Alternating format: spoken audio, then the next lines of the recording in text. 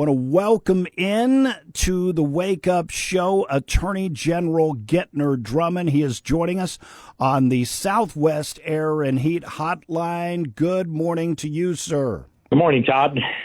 Appreciate you so much taking time out of your busy schedule. Of course, you're running for governor, and I'm sure people know that since we've seen, TV ads and mailers and all kinds of stuff. But in the meantime, you're still the Attorney General for the state of Oklahoma. You are keeping busy. Well, I love the role of Attorney General, and I want to make sure Oklahomans get a return on that investment.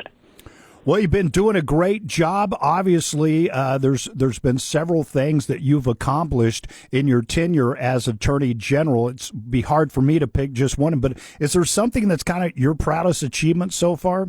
I would say I've sit in a unique role as the Attorney General to defend state sovereignty and to advance the best interests of Oklahoma. So for the first 2 years, we had a Biden administration, and I successfully sued President Biden's administration 17 times and got 17 victories because of a typical overreach in our oil and gas industry or our wildlife or environmental issues. And then now with President Trump it's been absolutely refreshing as the chief legal officer, being able to partner with Homeland Security and ICE. So when we go in and shut down illegal grows that are populated by Mexican cartels or Chinese syndicated crime organization members, to deport them. And so Oklahoma ranks 5th in the nation in deportations, and these are not picking up brown people at the mall. These are picking up people that are breaking the law actively in a marijuana grow facility that trying to injure Oklahomans. And so I love when ICE paddy wagon pulls up at a bus and takes the bad guys away and deports them. Well, and on that topic of marijuana, I think a lot of people are coming to the realization that legalizing it the way we did with the quote medical marijuana just basically it's been the wild, wild west here in Oklahoma. Can we go back? Well, I will tell you, I'm so frustrated with our legislature of 2018. The people voted, and I respect the people. You're never going to see me second guess the voters. We did nothing as a legislature to put brakes on this. We could have easily adopted Arkansas's model. Arkansas has 10 marijuana grow facilities and 20 dispensaries. We didn't do that. We pouted. Our legislators, a couple of whom are running against me, by the way, just pouted and didn't do their job. And now, when I took office, we had 12,000 marijuana grow facilities in the state of Oklahoma. This guy, talking to you, formed an organized crime task force, partnered with Homeland Security, DEA, FBI, you name it, our Native American tribes, and we took the battle to the bad guys, and we have closed 10,650 marijuana grow facilities in the last 3.5 years. Huge victory. Yeah, without a doubt. Of course, there's still more to do out there. As governor, is there a way that we can do something as a state to kind of tap down on not just the quantity as you've done shutting down the illegal grows, but can we do something in the legislature with your help to maybe, pull this back where it's really for medical use and not just recreational, which is kind of what we have now? Absolutely. All the state lacks is leadership. That's all we lack. We've got the will. There are well-intended senators and representatives that want to do something. I have worked on an omnibus bill to put cannabis back in a box. We've just not had the cooperation of a governor that would help me get that across the line. As your governor, we'll submit that legislation and just clamp down on it and, make people there is a legitimate medical reason. I mean, if I were terminally ill and didn't want to take opioids, I would probably take gummy cannabis, right? I'm not there, but if I were, I could see people doing that. I don't want to deny people that opportunity. But where we are right now, it is a Wild West. We have probably another 1,000 to 1,200 illegal grows that we will shut down during my administration. We have now pivoted one half of my organized crime task force toward the dispensaries. So if you'll notice, Dispensaries are getting closed because we catch them diverting black market marijuana. We'll get those underlined. And then if we had legislation that lets the true medical marijuana cannabis user get a license to use it, we will put this, we'll put it back in a box. I promise you. We're talking with Attorney General Gentner Drummond. He is a candidate for governor. Of course, the primary coming up in June. Let's talk about some of the other issues. Obviously, education always gets a bunch of headlines. You hear some of the people that say, well, Oklahoma is 50th in education. I happen to not believe that. I think we have pretty good teachers here. We may have a few school districts in urban areas that struggle a little bit. But what is your focus on education? Todd, 18 months ago, I published a plan. It's on my website at drummondok.com. 18 months ago. Now I'm looking at these other candidates, and they're like reading my plan, and I think that's so hilarious because we're better than 50th, and I agree with you. Our rural and suburban school districts are excellent. Now, could we make our ratings better by just simply removing the requirement that every 11th grader take the ACT? Yes, because there's kids that have no interest in going to college. They shouldn't take an ACT. So we can help our ratings just there. But I would like to focus on the 2, 3, and 4-year-old, giving them quality daycare. We just don't have enough. 60% of our young people are not being adequately stimulated before they go to grade school. They're sitting in front of a screen, and they're not properly fed. Quality daycare access will prepare these children to start being prepared to learn so that they can learn to read by 3rd grade, and then read to learn thereafter. And then I'd like to also focus on our 11th and 12th graders. We have a deficiency of the trades in Oklahoma. Not every child needs to go to a college or university. 40% of them need to go into the trades, and we need more pipe fitters, welders, electricians, plumbers, CDL drivers, nurse assistants, and hygienists. We get those people filled, and we are rocking and rolling as a state economically. I wanted to touch on something you said about daycare for the youngest kids out there. Is there a role that government can do to help with that? Some people say, well, we don't have enough money in the state to take care of what we want to take care of. How would you solve that? Well, during COVID, your daycares are rated A, B, and C. And during COVID, we made everybody an A. If you show up, you're an A. And we never changed it.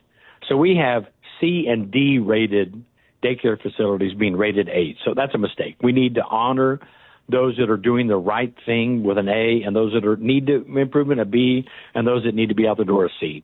So we need to start there. Secondly, to be eligible for a subsidy in Oklahoma, you have to be at or below the federal poverty level, which is $15,800.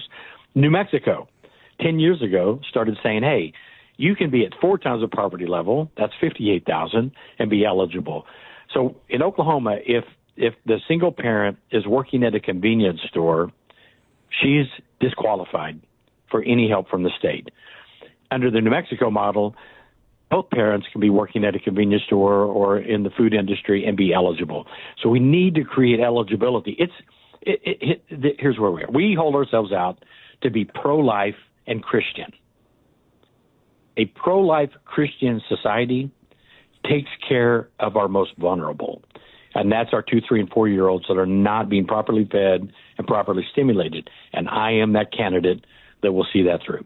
Sticking with education, what are your thoughts on state testing? Some educators say we need to get rid of it. Some people say we just stress out 3rd and 4th graders, maybe do it for older ages.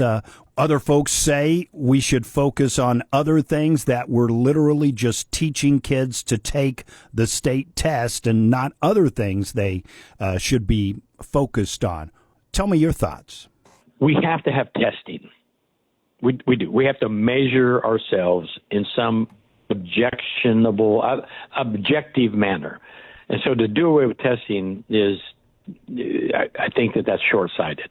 So I'm an advocate for testing. I'm not an advocate for over-testing. And I agree with you and so many of your listeners. We don't need to teach to the test. We need just good old traditional phonics and mathematics in our elementary school level, and then give them the basis so that they can then diversify their educational development as they get into junior high and high school. We are better than 50th, and we can do it. And what we lack is the states that have improved, Todd, the governor-owned education. We have not had a governor owning education since Henry Bauman.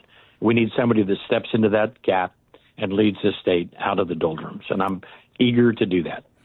We're talking with Attorney General Gentner Drummond. He is a candidate for governor of the great state of Oklahoma. Quick break, back with more on The Wake Up Show.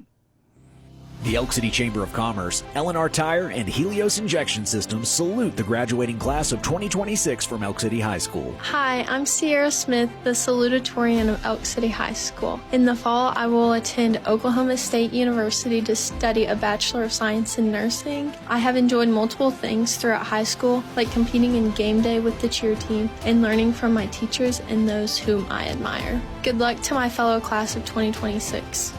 An iconic Route 66 landmark, formerly Jig's Smokehouse, is selling in an online auction in Clinton. Positioned at a high-traffic I-40 exit with over 25,000 vehicles a day, this 2,112-square-foot commercial building with a second-floor living area sits on approximately 2.4 acres, and it all sells to the highest bidder over $80,000. And that's not all. A separate online auction is packed with restaurant equipment and furnishings, smokers, refrigerators, prep tables, seating, appliances, and more. Don't miss your chance. Both auctions end May 26th.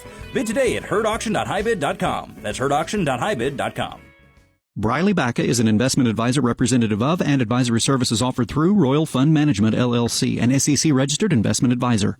Every dollar you save for retirement has a silent partner, and it's your crazy Uncle Sam. He's waiting with his hand out, ready to take a chunk of your IRA, your 401k, and even your Social Security if you're not careful. But here's the truth. You can fight back. With the right strategy, you can keep more of your hard-earned money in your pocket and out of Washington's. At Advanced Financial Strategies, we specialize in family wealth management, helping families in western Oklahoma cut down on future tax bills, maximize income, and keep control of their financial future. Don't wait for the IRS to decide how much of your retirement you get to keep. Call me, Briley Baca, a certified financial planner professional here in Clinton, at 323-6800, or visit our website, retirewithbaca.com. Advanced Financial Strategies, your money, your future, your choice. Here's a tale of Becky. Didn't know what to do with new meds prescribed and no real cost clue. She squinted at prices, that can't be right. Then tapped GoodRx and saw the light. She can get a deal. Book telehealth if she feels. Learn about those meds without any stress. That one little app does all the rest. Even my horse downloaded it. Dang, save time and money on prescriptions. Check GoodRx. GoodRx is not insurance. What are you waiting for? If you're anything like me, that question keeps you up at night. So don't wait for someone else's green light.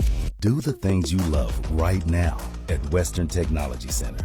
We'll get you out of the classroom and into the real world with hands-on experience in whatever feeds your fire. So get after it. Oklahoma needs more doers, and doers don't wait. Western Technology Center, powered by Oklahoma Career Tech.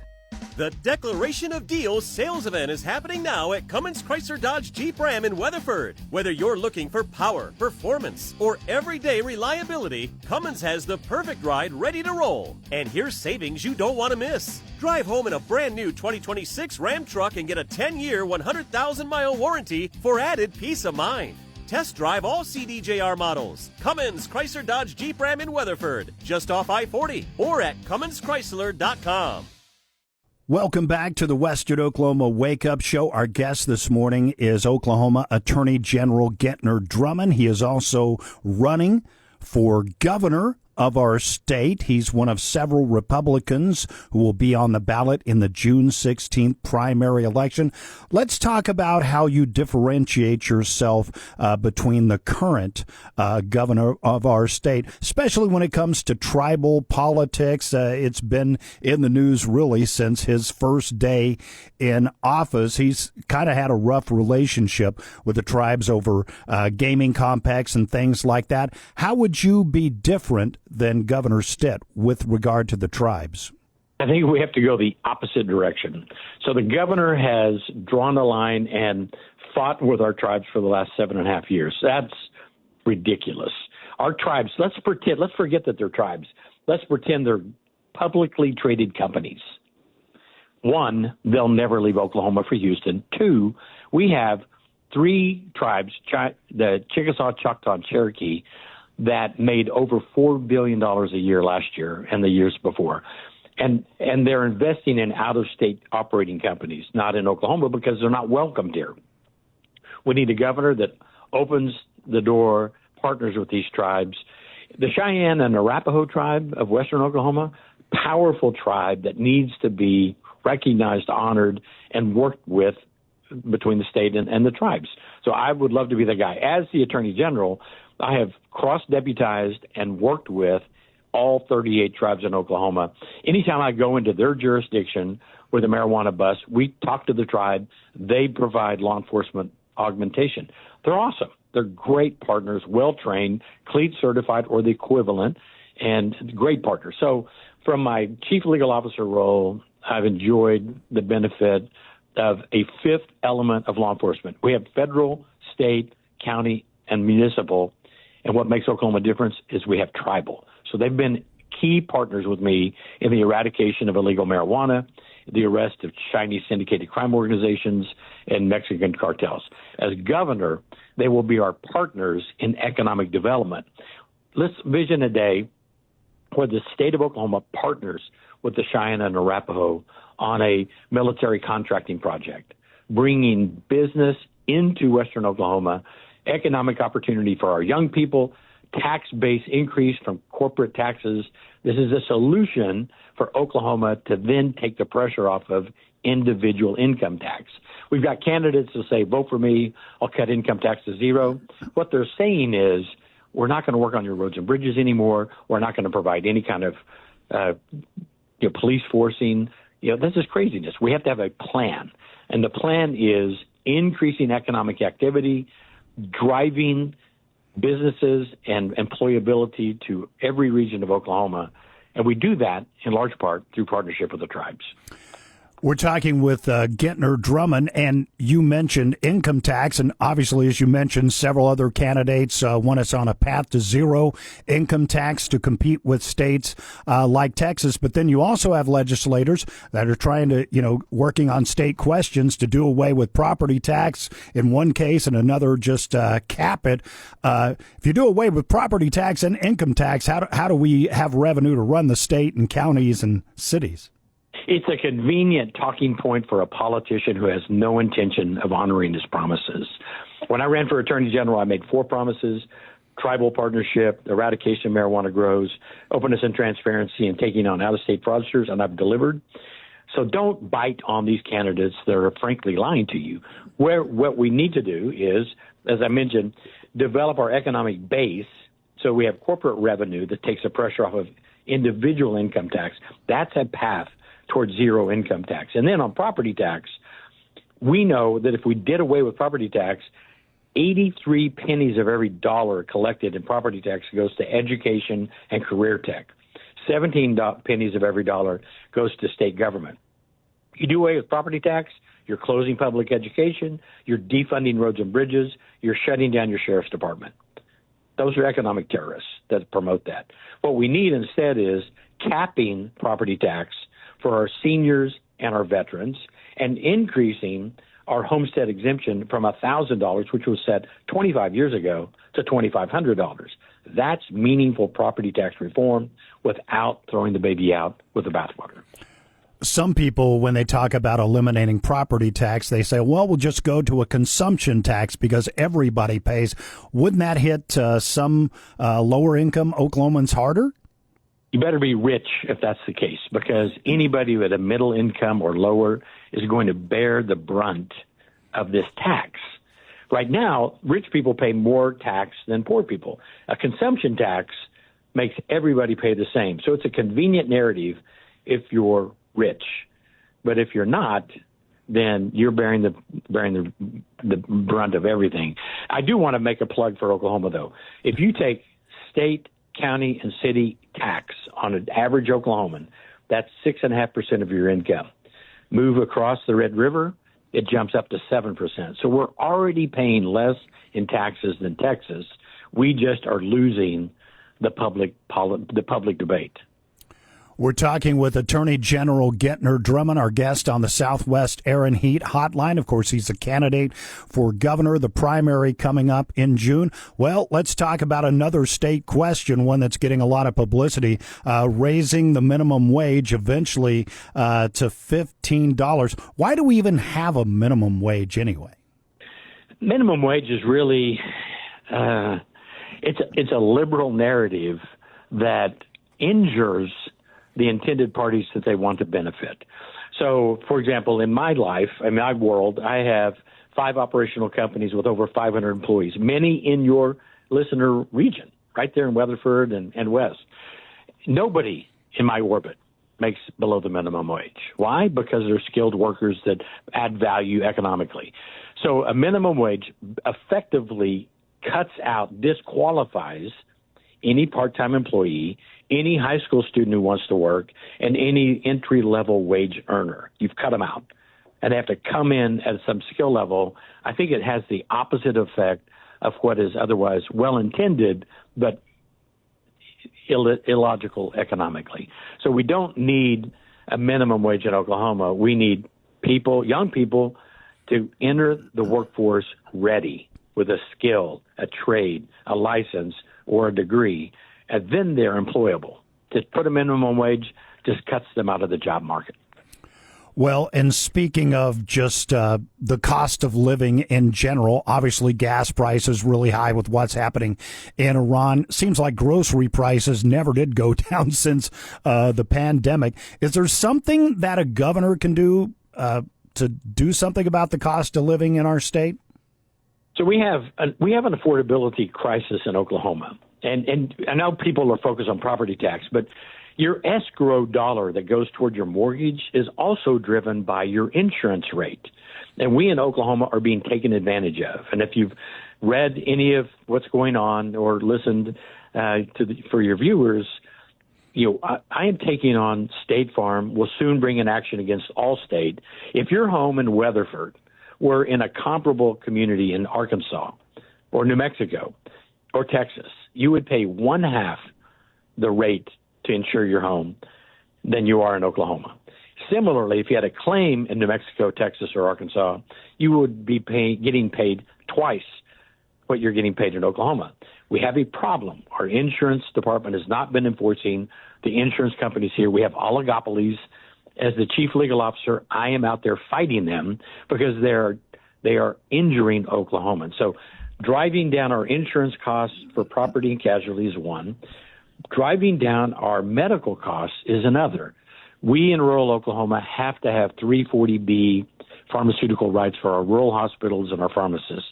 And there are those in the big communities that would take that away. So I'm one who is fighting for lower insurance costs, both medically and for your home, and that will have a direct impact on affordability. And you mentioned health care as well. Obviously, rural hospitals have been in dire straits for years. Of course, we had the hospital just down the road in Clinton closed for about a year. They've reopened now with the help of some federal dollars. What is the long-term solution for health care in our rural areas? As one who lives in rural Oklahoma, it is alarming. When Hominy, my hometown, lost its hospital in 1990, that was the last year we had net migration into Hominy. So I know the draconian effects closing a hospital will have on any rural community.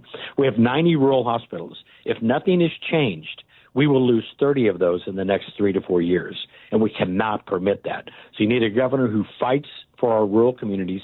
We have 40 counties in the state of Oklahoma that are maternal deserts. You cannot deliver a baby, nor can a mother get maternal care in 40 of our 77 counties. That's offensive to me as a rural Oklahoman. So I want to drive medical partnerships into our rural communities so that our hospitals continue to be vibrant and strong, so our communities can be vibrant and strong. And you just simply need, folks, you need a governor who understands and cares. Our healthcare authority, we need to rethink that. Right now, we have managed care organizations that the governor very proudly outsourced.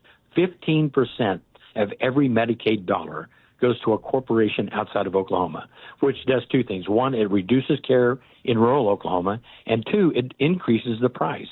So we need to rethink what we're doing. I would be an advocate to cancel those contracts, bring it back to the Oklahoma Healthcare Authority, and deliver on the promise of quality health care across Oklahoma. Our guest is Attorney General Gentner Drummond. Just about out of time before I let you go. Anything else you'd like to tell the people of Western Oklahoma why you think you're the best candidate? Well, only one candidate has fought for his country. I was a fighter pilot for 8 years, fought in the Gulf War, was awarded the Distinguished Flying Cross, 3 air medals, 4 aerial achievement medals. So I'm unafraid to fight.